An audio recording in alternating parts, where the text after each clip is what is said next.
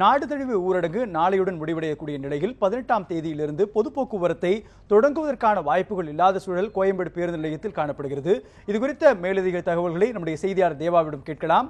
தேவா, தற்பொழுது கோயம்பேடு மார்க்கெட்டில் என்ன மாதிரியான சூழல்கள் இருக்கிற விரிவான கள நிலவரத்தை பதிவு செய்யுங்கள். 4ஆம் கட்ட ஊரடங்கு நாளையுடன் முடிவடையக்கூடிய ஒரு சூழலில் 18ஆம் தேதி முதல் சென்னையில் பொது போக்குவரத்து தொடங்குமா என்ற கேள்வி எழும்பியிருக்கிறது. பேருந்து போக்குவரத்தை தொடங்க வேண்டும் என்றால் என்னென்ன விதிமுறைகளை பின்பற்ற வேண்டும் என்பதற்கான ஒரு வழிகாட்டு நெறிமுறைகள் வழங்கப்பட்டிருக்கிறது.